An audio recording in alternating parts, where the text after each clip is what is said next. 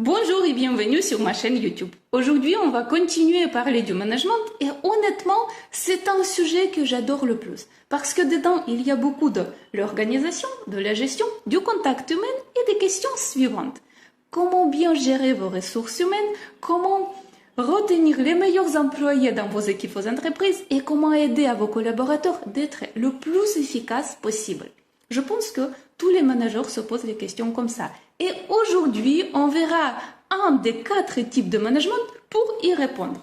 Alors, pour commencer, je vous présente un exemple avec une situation. Mais cette fois-ci, c'est pas moi qui est le personnage principal. Cette histoire, c'est le produit de mes observations.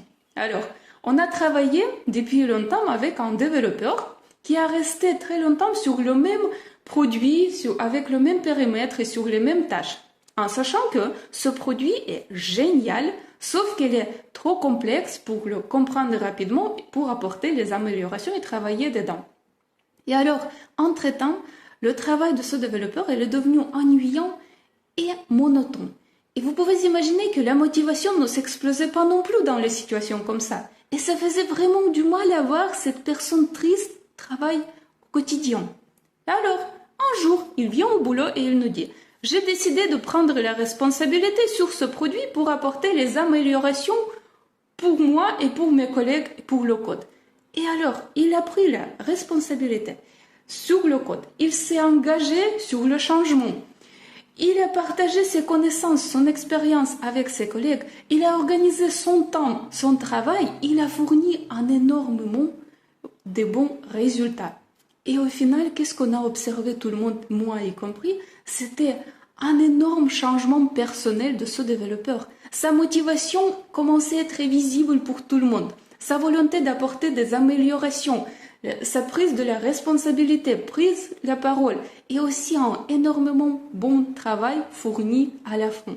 On a rigolé tous en disant qu'il s'est auto-inauguré pour devenir un CTO de ce produit. Mais c'était une très bonne initiative avec un travail très performant derrière.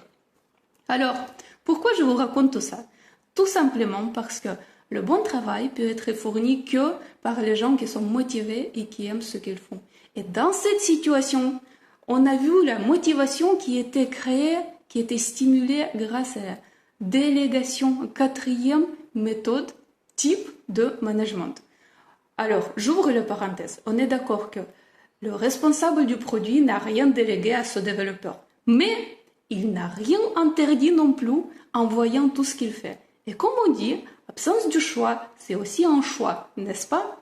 Revenons à nos moutons maintenant et un tout petit peu de la théorie sur le management. Dans le management, il y a 4 types, comme directive, qui est basée sur la force, persuasive, sur la motivation, participative, sur le support et délégative, qui est basée sur la stimulation.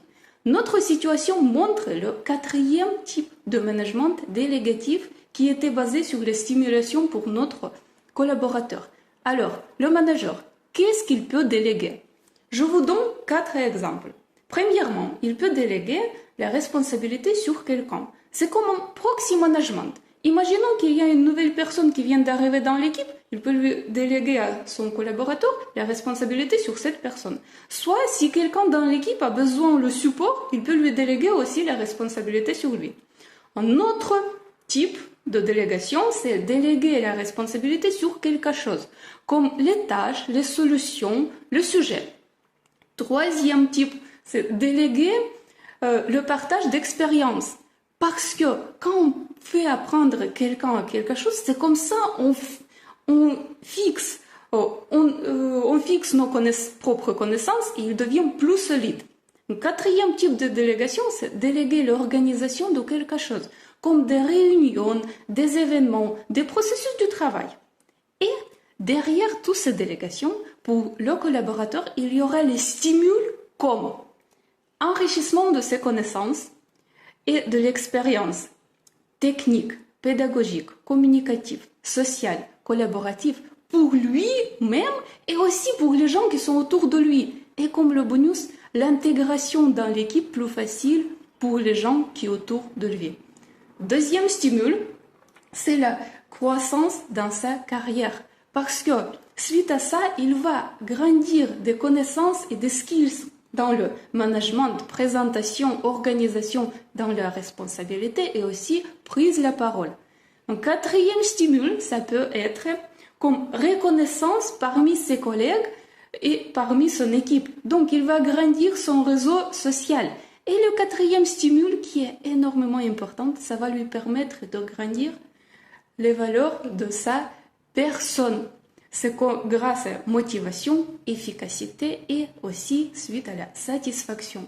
Mais pour notre manager, on a aussi les bonus parce qu'il va avoir enrichissement commun des connaissances dans l'équipe, la motivation, aussi collaboration, productivité, satisfaction pour les gens dans l'équipe. Ensuite, ambiance, ça va créer une énormément bonne ambiance dans l'équipe. Et pour le manager lui-même, qu'est-ce qu'il y aura un croissement dans son leadership, il va gagner le respect et la reconnaissance parmi les gens. Je pense que tout le monde est en train de se poser la question. Mais comment on peut déléguer? Car tout le temps, on a peur que la personne fera moins bien le travail que nous-mêmes. Je comprends très bien. Mais si on ne laisse pas les gens apprendre, se tromper et grandir, dans ce cas-là, le manager va rester toujours débordé dans son travail, il ne va pas progresser et les gens dans son équipe ne vont pas évoluer ni dans leur travail, ni dans leur carrière. Et au final, qu'est-ce qu'on va avoir? Ils vont partir ailleurs pour chercher des meilleures conditions et des opportunités. Et donc, voilà les réponses pour nos questions. Pour bien gérer vos ressources humaines, il faut utiliser 4 types de management.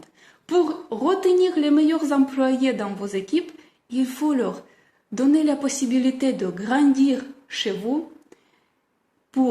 Et l'autre question, pour aider à vos collaborateurs d'être le plus efficace possible, il faut leur donner la confiance et permettre d'être autonomes grâce à la délégation.